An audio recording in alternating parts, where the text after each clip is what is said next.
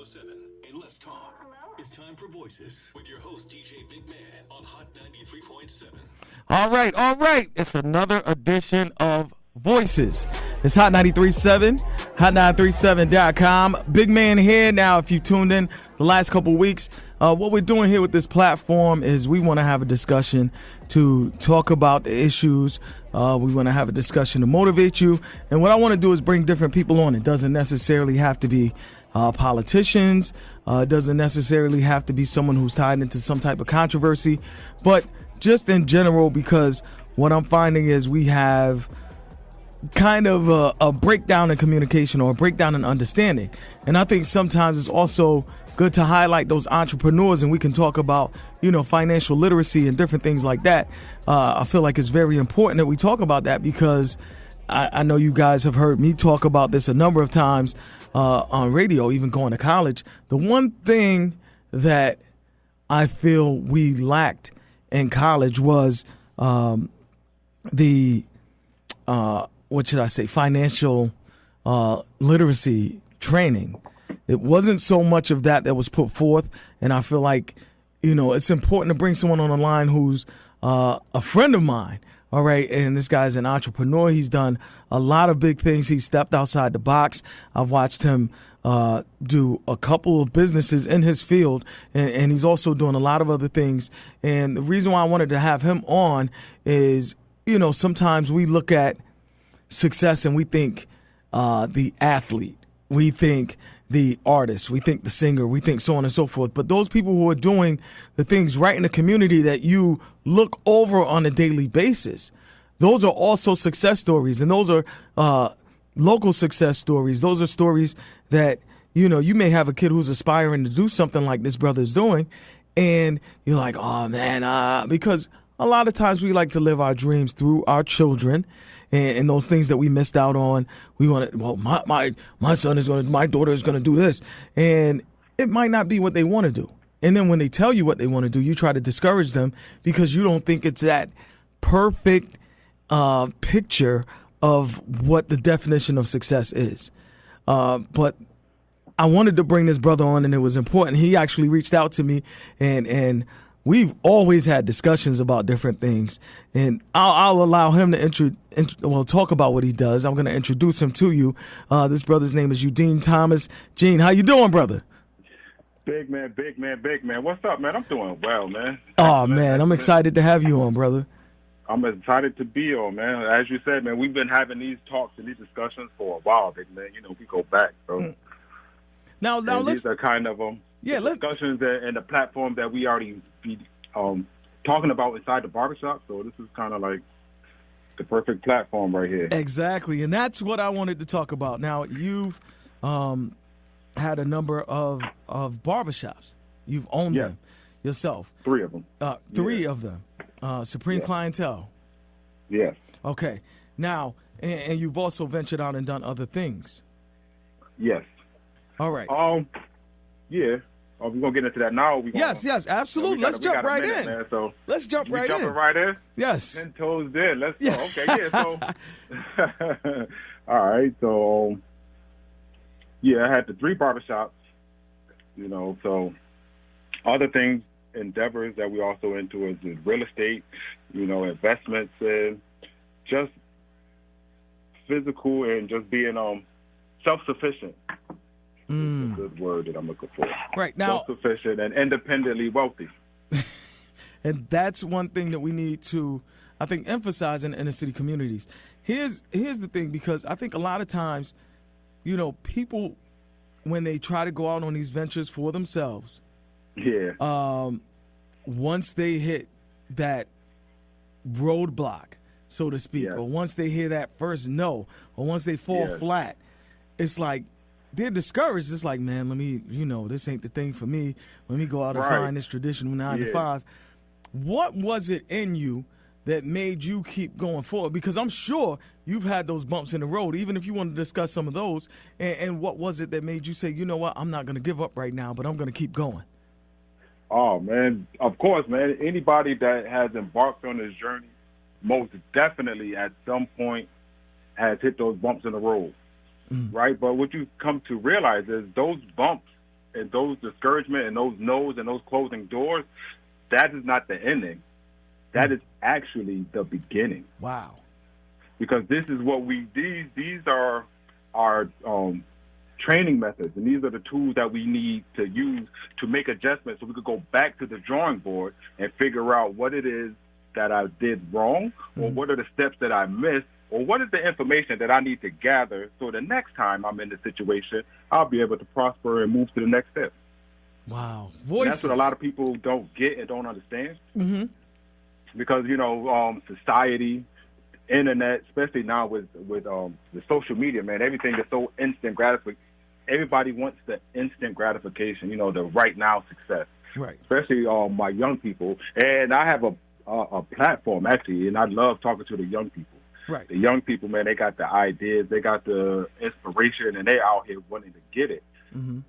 So with social media, right, everybody wants the instant gratification. So they'll jump out there and, all these stuff on Instagram, all these pictures, Snapchat, all these people posting these entrepreneur type pictures, and they're making it look real easy and sexy, like anybody can do it. Mm-hmm. Anybody can do it, but what they fail to realize is the steps in between. Like social media will give you the beginning process, and then they'll show people at the end of the journey, and people forget the whole middle stage. Mm-hmm. And they think it's easy. They think they're going to get out there and their first venture, whatever it is going to be an automatic success. I hear my young people talk about this all the time. They're like, man, I'm about to do this, this, and this. And I'm like, okay, well, what about this, this, and this? They're like, well, what do you mean? I don't know anything about that, and that. Because, that's not discussed on Instagram, or that's not, when I YouTube it, they didn't say anything about the middle steps. All they hear is the beginning and the end. Right. And those are the parts that they glorify. All right, if you're just joining us, this Voices, Biggmann here. I have Eugene Thomas on the line, business owner, entrepreneur. And now let's pause right there. Let's talk about what we've experienced over the last it's been like 5 months now. With COVID? Yes, with the COVID, the pandemic, the shutdown, everything else. And it's affected a lot of small businesses. And man, it has not only affected, Biggmann, it's devastated. Yes. It has devastated the small business to a point of, I don't know if it's a point of any return for a lot of them. Right. Now, you being a small business owner, because they talk about the programs that were in place to assist those small business owners. But what I've heard, just in speaking to other business owners and stuff, that stuff wasn't as easy to get as the picture was painted. Okay, so first of all, we have to understand two things. Mm-hmm. Okay, we got to understand scope and scale. Right. Right. So a lot of people think that we're small business owners when actually we're not. A small business is from 10 employees that you have to have a payroll for. This is how you acknowledged as a small business. You have to have payroll. So if you have a business, you have independent contractors, people, let's say in my industry, for instance, barbershops, and the business model around here for a lot of barbershops is they will have they'll have the barbers sign up as independent contractors as to where they're renting booths. So now if you have this person as an independent contractor subleasing space out of your shop, you cannot write that person off as your business employee, which will not get you recognized in the eyes of the system. So first of all, we're not even, okay, so first of all, small business, let's get to that. Small business is anywhere from 10 employees that you have on file to 99. So if this is a small business, 10 employees who get financial statements, i.e., W-2, their tax return. Now, anything under 10 employees is actually considered to be a micro business, and this is where a lot of the confusion comes in at, because a lot of people haven't done the proper research, or a lot of people have not even done the due diligence when starting a small business, or to understand the difference. So this is why a lot of us got mixed up or got left out or didn't receive the full benefits, because when they say this was going to small businesses, they were correct, going to small businesses and businesses with 10 employees to 99, which a lot of us in our current environment don't have. So a lot of us are actually micro businesses. And out of those micro businesses, a lot of these people do not even have payroll. So if you do not have a payroll for your business, and a lot of these businesses don't even pay taxes, they don't even have payroll for themselves. Right. So when they hear, all these small business owners and everybody's under the false pretenses, well, I'm a small business, just because you formulated your LLC, that doesn't necessarily qualify you as a small business. That is just the beginning. But a lot of people do that and feel that that's, that is it, and they're already in the playing field when actually they're not, just still on the sideline looking at the game being played.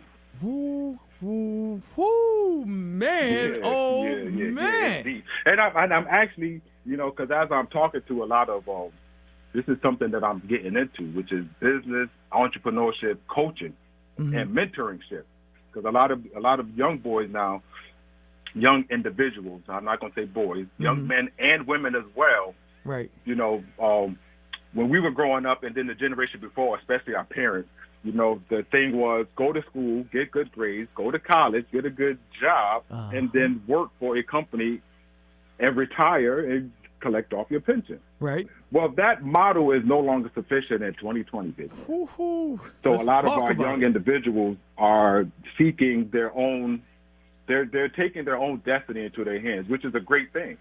But especially in our environment, because this is roadblocks that I ran into, right? So if you are trying to start a business, or if you're trying to be an entrepreneur, or if you're trying to branch out and become independently wealthy, where do you start? Where do you start? I'm asking you, this is a question to you. Man. This was something, where would you start? Let's see. Well, first and foremost, you have to educate yourself. You have to find the resources, at least in my case. Self-education is first and foremost. Right. That is number one. Correct, Big Man. Right. Exactly. But that self-information, that self-education is only going to get you so far, right? So if you were trying to be a great basketball player, what would you do? You would go seek out a coach or somebody to help. Exactly. So a lot of these young entrepreneurs and a lot of these people, young individuals trying to get into business, they really don't understand what it takes. And this is why a lot of them get discouraged in the beginning, because they see the glory of it, but not understanding what it takes to get through that. And if you never experienced it, or if you never properly educated yourself on this endeavor you're about to embark on, you're not going to know what to expect. And when you get into that situation, your first situation or your first no, or after you done put all of your resources into starting this business, and then you get that first rejection, if you do not have somebody to go and talk to on how to work through this, a lot of people get discouraged, and this is how they fall flat or not even begin to reach their full potential. So this, and that is something that I ran into. I ran into many pitfalls, and I'm always looking like, well, damn, I've seen the model for successful businesses.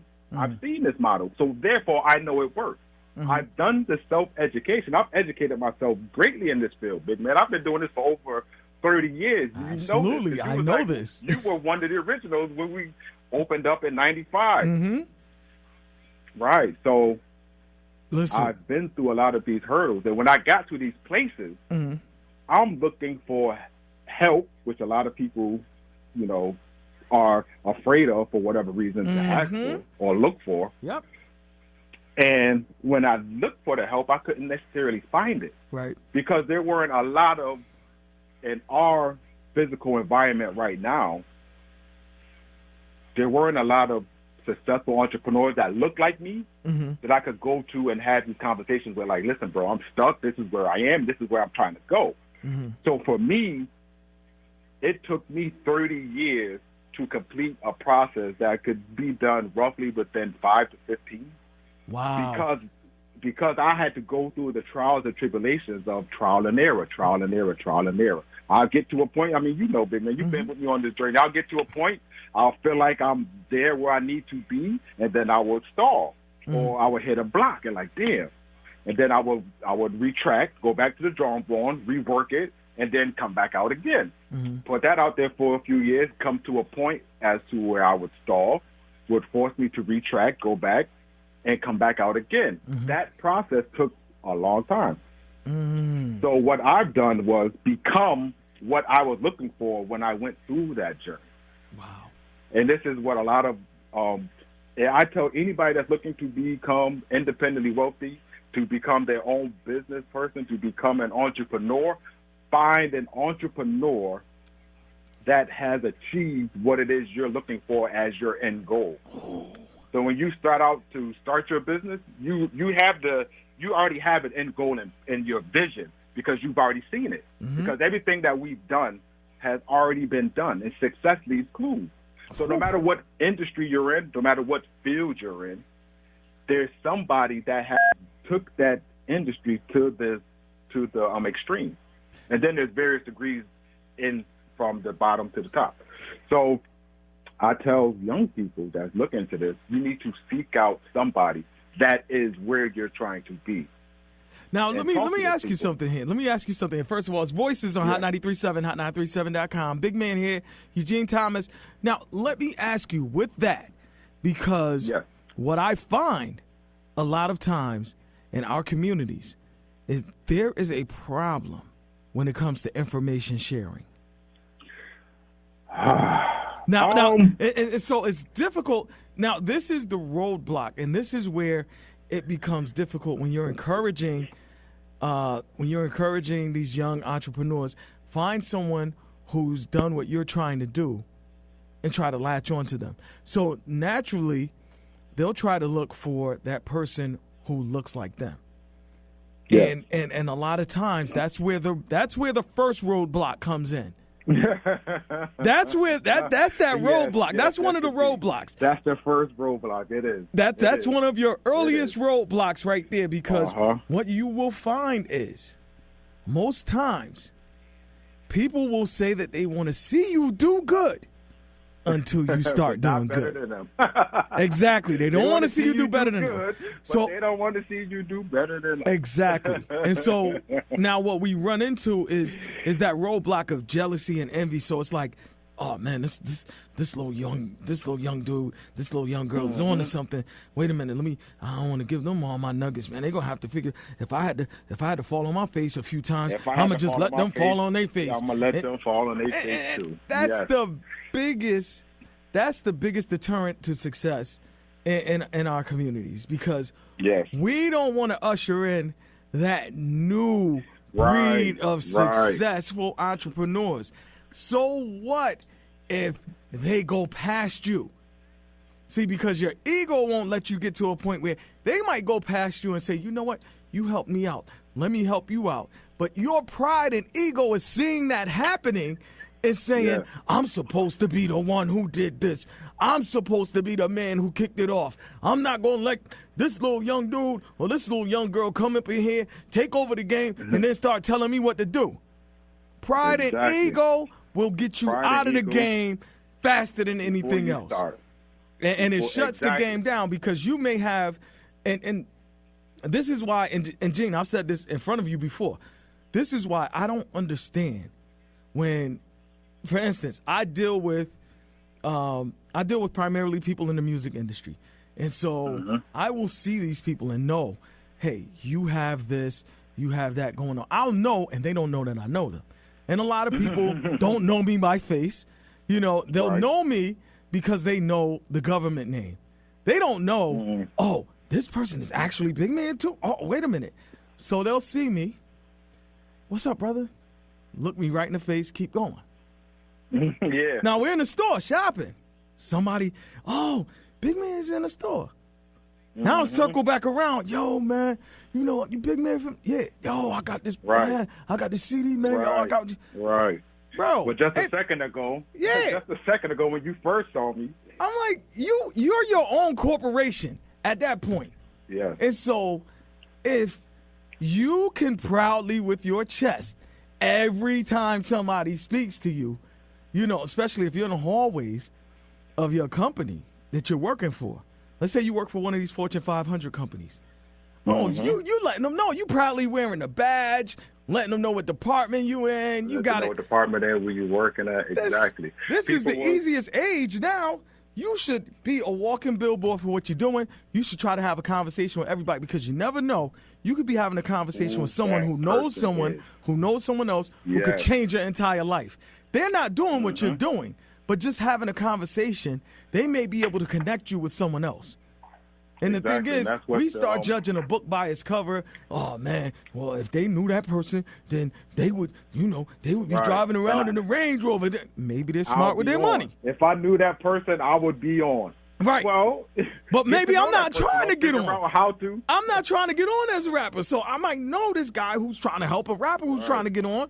So, boom, there you go. Here, go talk to him. But now you played me off like I'm nobody. You never know. We have to embrace conversations with people who we don't know. It's called networking. We want to stay stuck in our own network. We want to stay networking. Yeah, we want to stay stuck in our own network.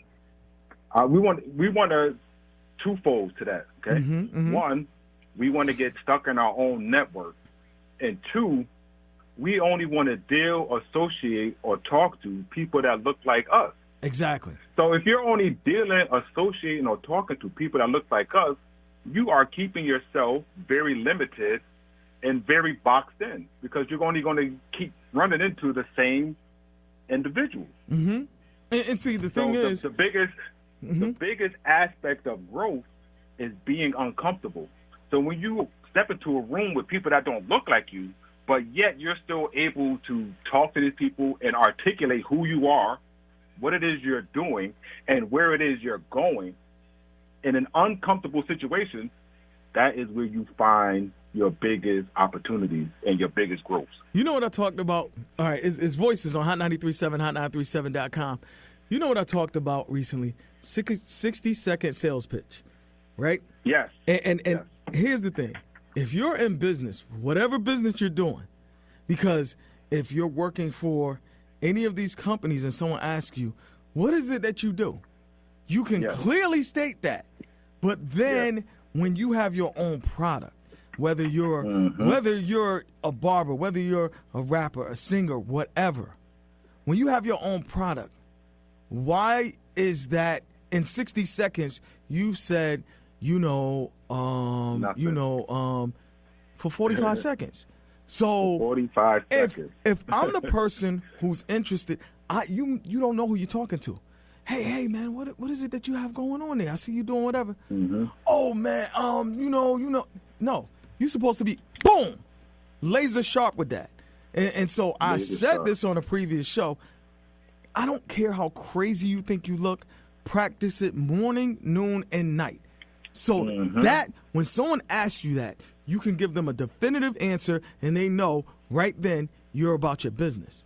See, we have to think business at every single step, and at every single level. Right, and everyone's in their comfort zone right now. So it's like, oh man, I'm gonna look corny doing that. Corny to who? Corny to who? You're selling your business, and you have to do those things that are not in your comfort zone. Success is on the other side of comfort. Exactly. And people don't realize when they, you are your brand. Right. And this goes back to the self-education. Mm-hmm. All right. So if you look at, what makes McDonald's one of the biggest, well-known brands in the world, let alone United States, right? One of the most recognizable brands in the world, because they have their sales pitch and they pitch it all the time. When you come to McDonald's, you're given that sales pitch, and you have to understand how to articulate this sales pitch, right? So, like I said, when it goes back to self-education and finding that mentor will then make the correlation to you that, look, man, once you start this business, first and foremost, you are the brand of that business. So no matter where you are, no matter what you're doing, no matter who you with. When anybody sees you, they're going to be associated with what it is you're doing, selling, or advertising. Exactly. So you have to always be vigilant of that. And it's not even as much as just a sales pitch, but just be personable. Like, I see people all the time walking around, and I don't know if this is sort of thing, but it's like mean mugging. Like, yo, you could be in line. Like, you know how many times I've been in line at the store, big man? And sometimes I'm tired. Sometimes I don't feel like talking to people, you know, because in my day-to-day business, I'm talking to so many people that when I'm in certain elements, I like and I cherish my peace and my quietness. Even if I'm in the store, sometimes I'll have my headphones on and I'll just be in my own zone because I've been talking to so many people all day. I have to decompress, and I try to break down the day. And then I'll be in line, and somebody will be looking at me, right? Somebody will look at me, somebody look at you. And you could tell when you catch eye contact that somebody wants to say something. So I've been in many situations, big man, when I've just simply said, hi, how you doing? And that has opened up more doors and more information than ever. Exactly. Just by a simple, hi, how you doing? And look at that. It took less than 5 seconds to say that. Hi, how you doing? 5 seconds.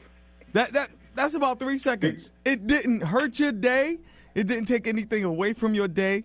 And the one thing that you said is you are representing that business. So with social media right now, if you work for any company, that company is watching your social media, right? So you have you are a representative of that company. Why would you represent that company which is not yours? Which is better not than yours. you represent your own company that you have a vested interest in and could take you. Because when you're working for this other company, when you're working for this Fortune 500, whatever company it is, whatever, right, you have a ceiling. You have a ceiling, and it's not determined by you. It's determined by those supervisors or whoever. When you have your own business, the ceiling, there's no limit to the ceiling. You could go as far as you want to go. You could go as far as you want to go. It's a strange phenomenon. I don't understand. Like, people will spend more time investing in other people's business and companies than they would in themselves. I don't know if this is a social condition that we're in, if this is part of our indoctrination to society or something, but we a lot of us don't value ourselves, or a lot of us will lack the self-confidence. That's the word I'm looking for. Self-confidence, okay? So with lack of self-confidence and not valuing themselves, even though they might have a good idea, even though they might have a good product, even though they might have a good brand or industry, right?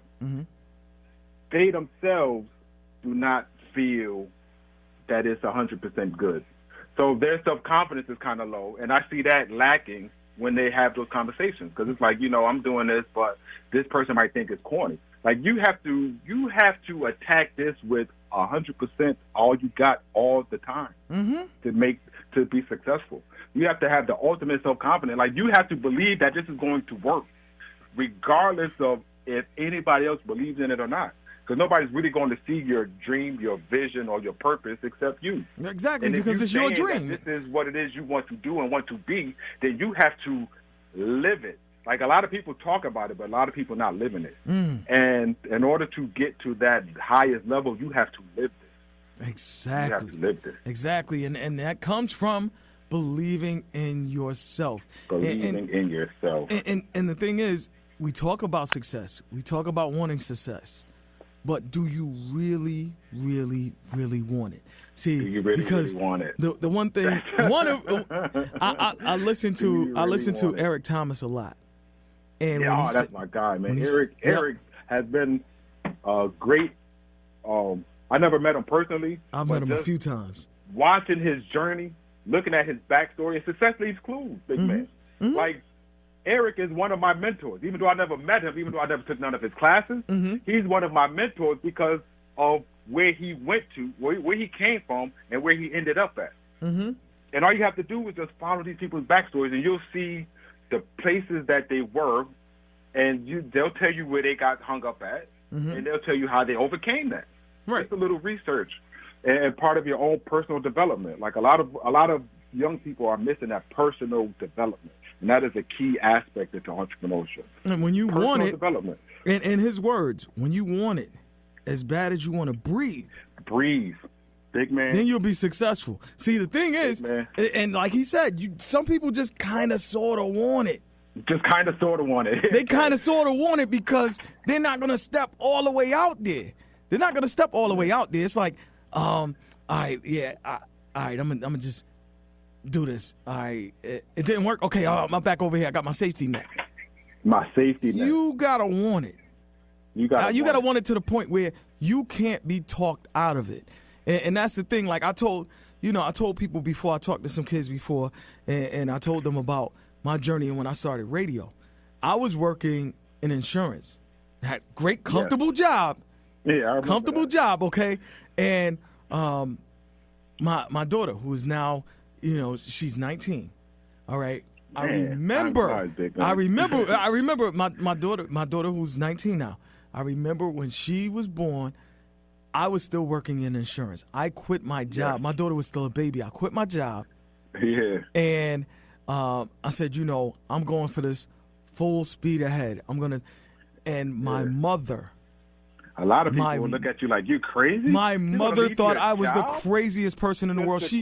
Listen, my mother cussed me out every morning. She called me, going off on me every morning. But the thing was, when she called me, she was calling me while she was getting up, getting ready for work. She was calling me, going off every morning. And when she called me, I was picking up the phone and wide awake.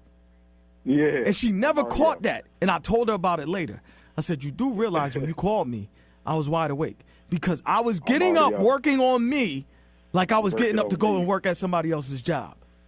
Exactly. So even though you have your own, that doesn't mean you could just sit back and fall back. And it's not going to be easy. It's not going to be easy. You might have to put in more work than working for someone else. But the reward at the end of that, the reward at the end is worth it all. And worth it. She thought I was crazy. I said, look. I told her, I said, my goal is, and in the next 6 months, I will be somewhere in radio full time. I said, in the next 6 months. Yes. And I left my job in December, and I signed my contract here full time that following April. Okay. And so I told her within 6 months, I don't know if it's going to be in Connecticut. I don't know where it's going to be, but I will be full-time in radio. And I believed enough in myself, and I kept talking about it when she called me, I said, I'm working on it. Big man. Yeah. That's all it takes. You got to have that you got to believe in yourself even if nobody else does. And a lot of people, they look for the comfort of their peers or other people to tell them or to give them that, is this what I should be doing? Or you think I'm going to make it, or you think I'm good enough? Like, nah, that conversation is only to be held with you, to you in the morning when you're looking in the mirror. Mm-hmm. Like, that's the only person you need to have that conversation. And you don't even need to ask the question. You be like, I'm going to make it happen. You look in the mirror and tell yourself, I'm going to make it happen today. I'm going to make it happen today. If it don't happen today, right, and the next morning, it didn't happen yesterday. It's going to happen today. And you keep saying it to yourself until it happens. Eventually it will. And then when it happens, now you say, we're going to take it to the next level. Yeah. Don't stop. Moving, man. That's the thing. It's called perpetual motion. Exactly. Perpetual motion, big man. Exactly, man. Now we have to get started. Here's another question that I have, because we talk about the naysayers, and I know for a fact, we both know each other, and so I know for a fact that some people thought, when you started doing this, it wasn't the cool thing to do because everybody else was doing whatever. You might not have been able to hang out as much as everyone else because you were studying your craft. Student of the game, big man. Yeah, I was student of the game. Yeah, I was the weird kid who would, after I did my homework, put the speaker in the window and just be DJing or whatever, and everyone else was out doing whatever. But it was like this was my passion. This is what I wanted to do. Your passion. Now, what do you say? Now let's take it way left, because there's some parents who may have. You might have a parent listening right now who has a son who's like, you know what, but I want to be a barber. I want you to play football. But this is what I really want to do. but I want you to play football. But this is what I want to do, but I want you to play football. What do you tell that parent who's not getting it? Because for me, I'm like, you know what? At some point, you got to, if they're passionate about that, pour into their passion. That's their passion. The football thing might be your passion, but it's not theirs. Yeah. You're going to set them up to get out there and get hurt.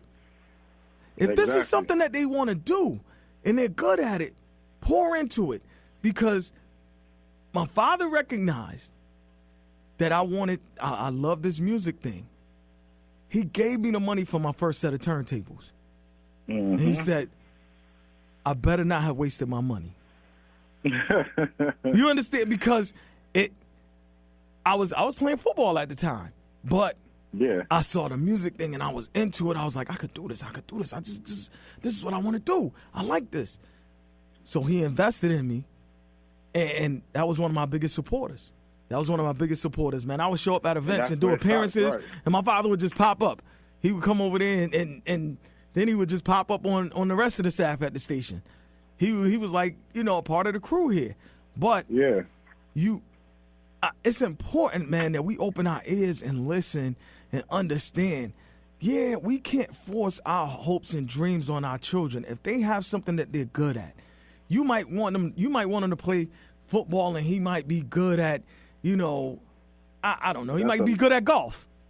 That's a lot of parents living vicariously through their children, man. Right. I used to see that all the time, having my son in youth sports. Like, look, man, it ain't that serious. Dudes is out here trying to get their kids signed to the league. Yo, like, it's not that serious, my man. Like, listen, man, is this for you or is this for your kids? Mm-hmm. Like, because I hear what you're saying, sitting next to me in the stands, the way you're yelling at him like you're the coach or something. But I'm looking at your son on the field, and he doesn't look that interested in this. He's out there because you got him out here. Right. But he doesn't really look that interested, my man. Maybe you should, rethink this. And listen. And a lot of parents are living vicariously with their kids, man, and not properly educating and giving their children that self-confidence and that direction to step out on their own, to be in their own passion. And let's be real about it. Let's give the reality check. Every year, there's a set amount of people who will make it to the league.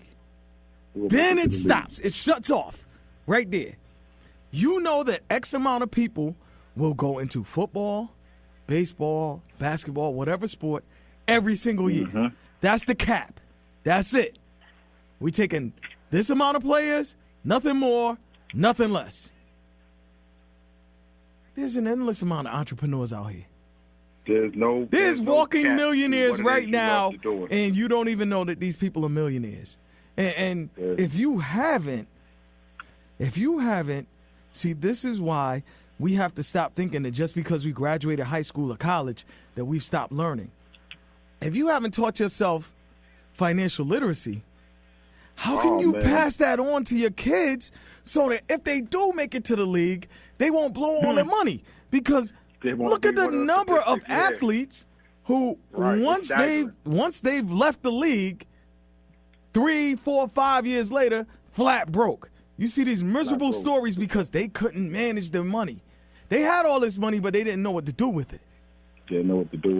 And that starts from, you can't throw your kids out there to the wolves without educating them. That's the responsibility that we have. And saying that you don't know ain't good no more, because then you're failing them. If you don't know, then when you telling them to go in the room and do their homework, you should be in the other room doing your homework. Or in the room with them, seeing what it is they're doing in their homework. And sit right next to them. If you feel like, you know what? Oh, man, my kid might come into some big money one day. I might not have the big money, but I could at least know what to do to manage the situation just in case they do, so that, I don't have them going to deal with somebody over here who's going to rob them because they know nothing, and they'll be telling them, oh, sign this, sign that, and they don't know what to look for. Let me do my homework. Let me do my homework so that I'm not sending them out there to the wolves and then they get taken advantage of. And then when they come back to me like, how did this happen? And we throwing our hands up like, well, I don't know. You the one with the money. You could at least be the one with the knowledge. A lot of people, this is crazy. right? A lot of people think the cure to financial literacy is more money. It's not. It's not. A lot of people feel like, you know what? You know, a lot of people make like well, I don't know what the average median income is, like $75,000 a year, which is a lot of money. Like $75,000 a year is a lot of money, right? So a lot of people will mismanage $75,000 a year, and somehow miraculously in their mind think that, well, if I had $1 million, I can manage that. Right. If you're reckless with $75,000, if you get $1 million, you're just gonna be reckless on a higher level. You're gonna be reckless on a higher level. $1 million, you know what? Your average person could blow through $1 million in less than a week. And if you give it to a real reckless person, they'll blow through that $1 million in a day. Oh man! So they're gonna go and buy a car and a house, and they ain't got nothing else left. Actually, they might be in the red by then. Giving it to family members, right? Or just all the stuff that we've been indoctrinated to think what value is due to, the media or whatever they're looking at. Because I'm gonna buy me a car, buy me a house. Yep. I'm gonna buy me some jewelry. And most people gonna buy this your house. You see what I'm saying? Yeah. They gonna buy that one. Oh, that's your house. They gonna buy that one. So now you talking. You buy that house, right? You got to maintain that house. Right. You got to heat that house. You got to be able to pay taxes on that house. Exactly. Like, they don't understand. Like, financial literacy is, I would say, the foremost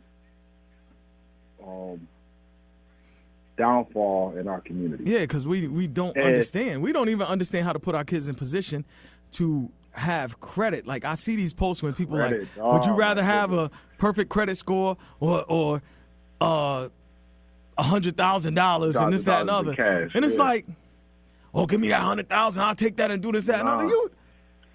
You just blew. Where the perfect credit goes.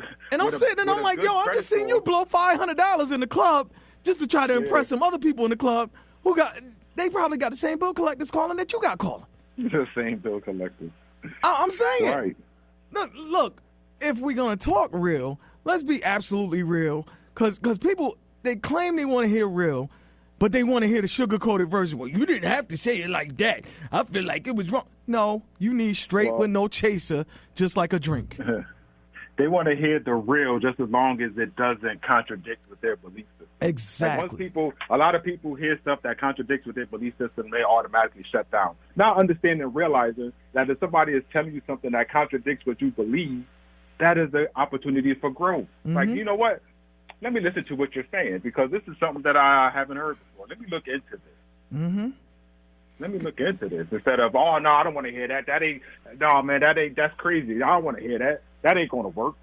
Yeah. I remember, I was asked to speak to some kids before, and this guy was like, yo, you really big man from the radio station? I was like, yeah. He was like, so where your chains and your jewelry at? And I was like, what? Where your chains and your jewelry at? I said, what do you mean? Yo, how come you don't have all this jewelry? I said, because there's no return on investment. No. And he looked at me like, I said, yes. I said, I'm not getting nothing back from buying this jewelry. I don't even want jewelry. Come on, man. On investment. Give me a watch so I can know what time it is, and that's it. Like, so I can know what time I got to be where I got to be. He was like, yo, I'm saying, man, like that. I'm like, man, listen, let me tell you something. I said, dude, let me just explain something to you. This is gonna blow your mind. In the entertainment industry, the higher up you are, the more free stuff you get. The more free stuff you get, and in any sector that you go into, right? The higher up you are, and the more money you make, the more basic you look. Right. Let me say it again a little bit slower. The higher up you go, and the more money you make, the more basic you look. So there are people that's walking by you on the day-to-day basis that are millionaires. You're looking at them like this person is broke. But they're not spending their money on nonsense, on liability. Ain't no return on investment on a shirt. On $1,000 Gucci shirt. Yeah, and shades. Knock it off. Man. Knock it off. Oh, my goodness. It's oh, gosh. See, I get going because it's baffling to me. And these, we're laughing about it right now, but this is a serious matter. And it's important that in this stuff, we're in the information age right now. Okay? You can download audiobooks. You can do whatever. And if you want to know what to read, just go and look at some interviews with some wealthy people.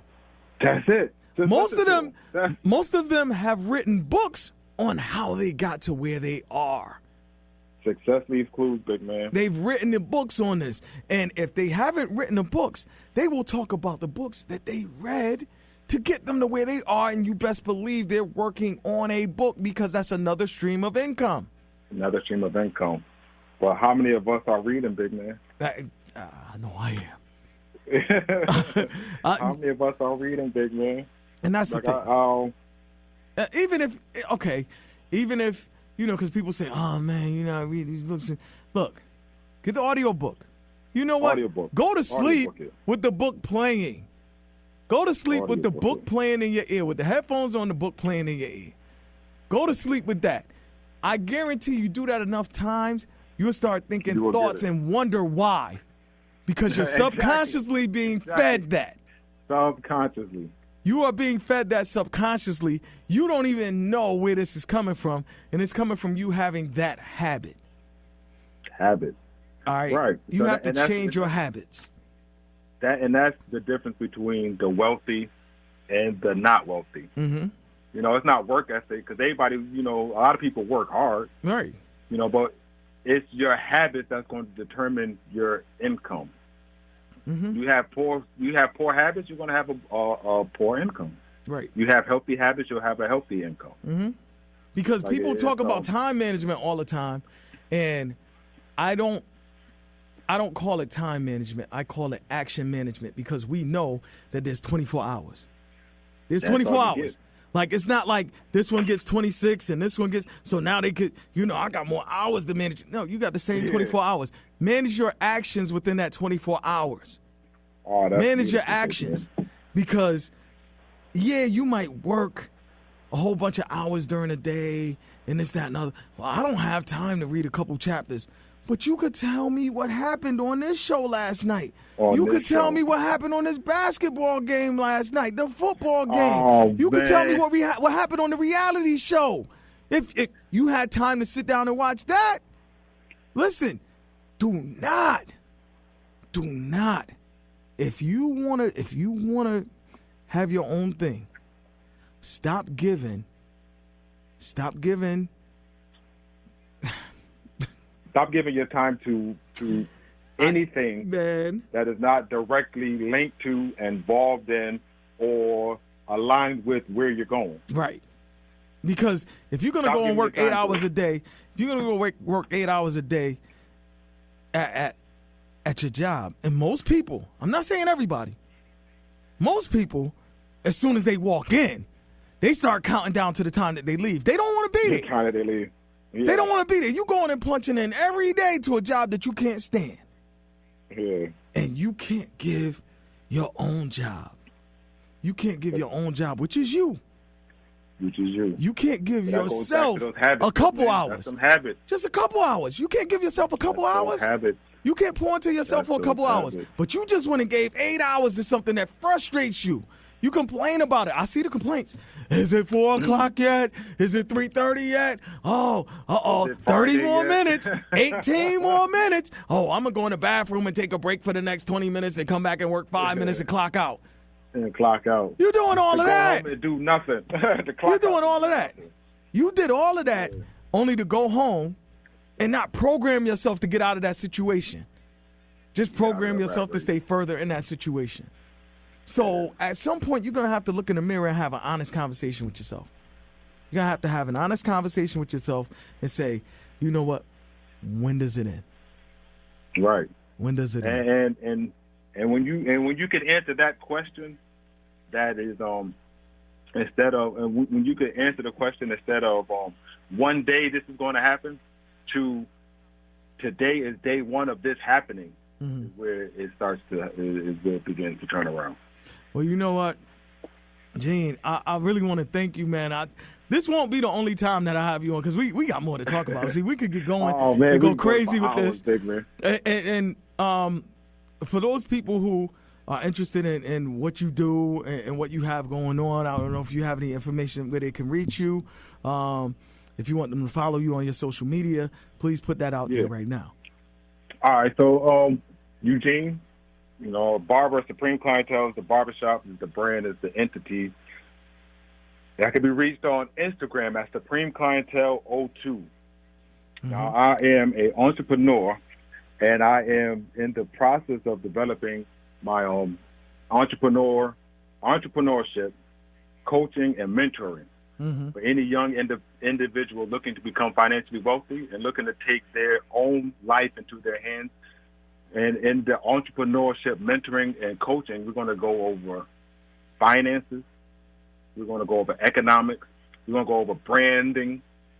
And we're going to go from A to Z, what it's going to take to get you from where you are to where you want to be. And, the program is designed, if you want to be financially independent within 10 years, 5 years, if you're extremely focused, dedicated, and smart, you could do this in 5 years, Big Man. Especially if you are a young individual, single entity with no dependents.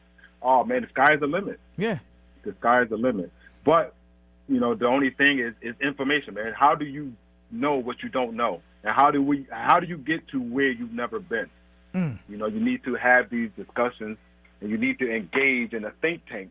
And you got to be around individuals who are headed the direction you're going, who are already there.